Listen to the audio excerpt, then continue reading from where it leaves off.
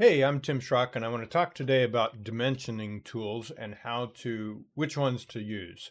This topic comes up on a cyclical basis, and I continue to say that the point-to-point dimension is not the tool that you should be using, that you should be going to the first time. There is uh, one case where I do suggest it, but not typically. Most of the time we've got manual dimensions. Well, I shouldn't say most of the time. I'm going to go through the dimensioning tools we have. Manual dimensions, end-to-end dimensions, angle dimensions, interior dimensions, point-to-point dimensions, baseline dimensions, running dimensions, centerline dimensions, tape measure, and now new in X16 you can delete all the dimensions.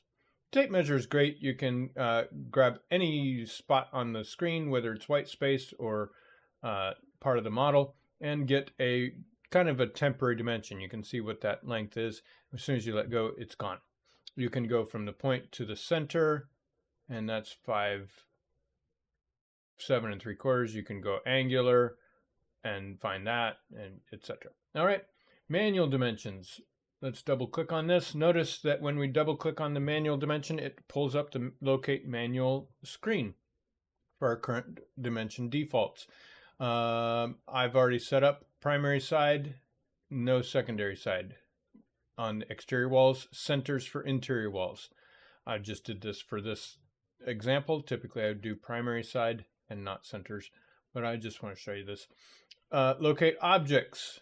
We could do openings, casing to the casing, centers, rough opening, sides. We could do all of them if we wanted. I'm just going to do centers. We can do cabinets or not, CAD objects or not, fixtures and appliances or not, furniture, framing, other objects, 3D solids, etc. Okay, so I'm going to drag once through here, and there is my manual dimension option. Double click on the end-to-end dimensions. Notice we can have different locations. We can, by default, pick up different points on this, on the model. Let's go to primary side instead of centers. Let's do cabinets and drop in a cabinet here, like so. End-to-end dimensions is just from one end to another end, whether it's from this point, this wall to the cabinet, the wall to the window center, or the primary side of this interior wall, or the center of the door.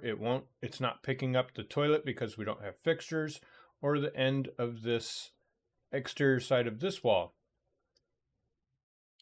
If for some reason I want to pick up that cabinet, there we go. Let's say that works, but I really wanted to go to the edge of the window.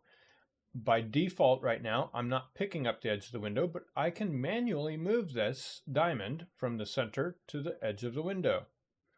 I could talking about another post said, what about to the center of sinks or fixtures? Go to the nearest location, nearest object that is in your default, and then drag that diamond back to the center of your toilet. Angular dimensions. I don't think I have to explain that to you. Interior dimensions. Drag through the whole model, and you get an interior dimension. This is one line, one dimension line, and it's just picking up the dimensions of interior rooms. I'll come back to point. Baseline dimensions goes off of the manual locations. It's going to pick up centers of openings, CAD objects. It's going to pick up primary side of exterior walls and centers of interior walls. Just like a manual dimension, I'm going to click and drag right through here. But what that's doing is making 4 independent dimension strings that picks up the center of the window, center of the interior wall, center of the door, and exterior of this exterior wall. This baseline dimension does the same information just in one dimension string. kind of saves some real estate, if you will. Notice that we've got the exact same information. 4, 11, and 15/16. I've centered all the windows, doors, and walls up. 8, 0, and 11/16 to the center, 12, 1, and 3/16 to the door, 16, 4.5. That's just the, what do they call this? The running dimension. All right, center line dimensions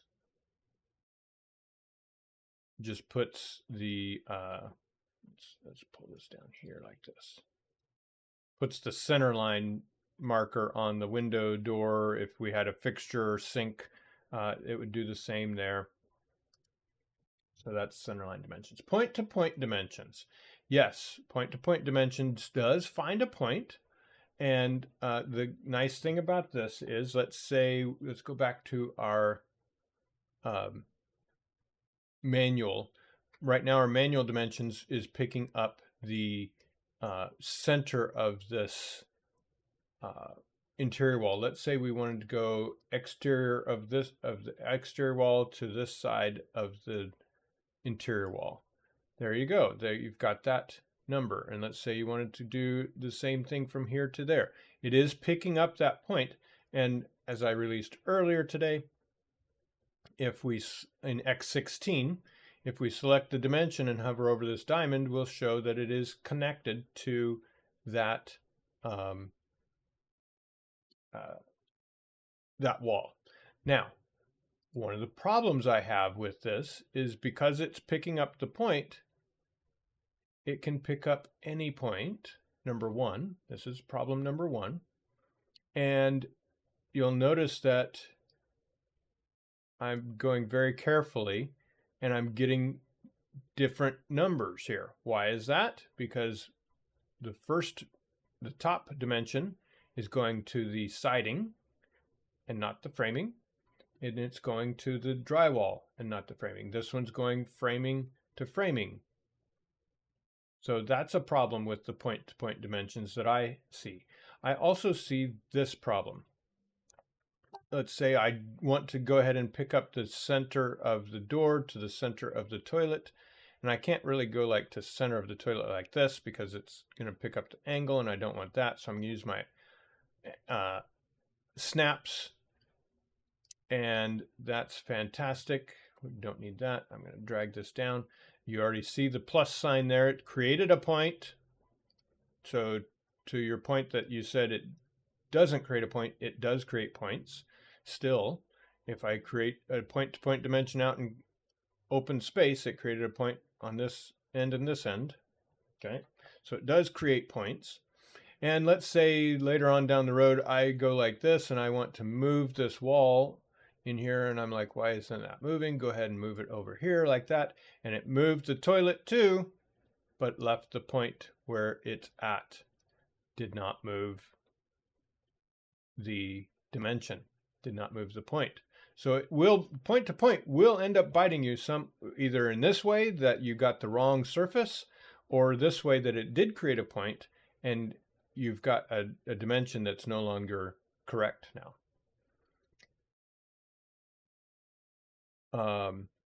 My suggestion to all users, new and old alike, is use the proper dimension. We've got the dimensions here. Understand what they're doing with the defaults. Understand how you can manually modify them if you need to, but use them properly.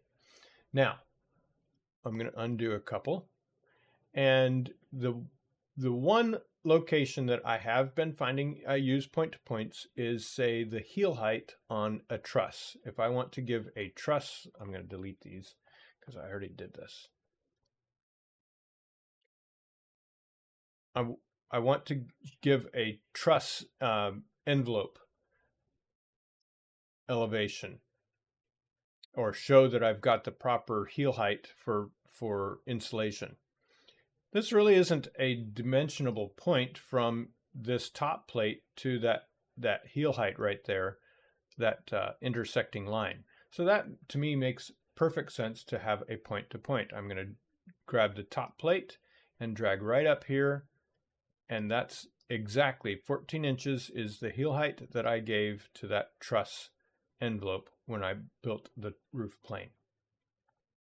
to me, that makes perfect sense. I could do the same thing here and drag from the peak to the plate height, and there is my dimension that way. Now, if I want to give this dimension end to end, works just fine for the trusses. 16.4.5, there we go, 16.4.5, that's my number, that's appropriate. I hope this helps. Again, point-to-point dimensions, in my view, in my experienced view, should be used very, very, very sparingly. I think in the last, I don't even know how long, there might, other than heel heights, there might be one other case that I'm not remembering that where point-to-point makes sense. But this is the one place that I do say point-to-point does make sense. Hope that helps.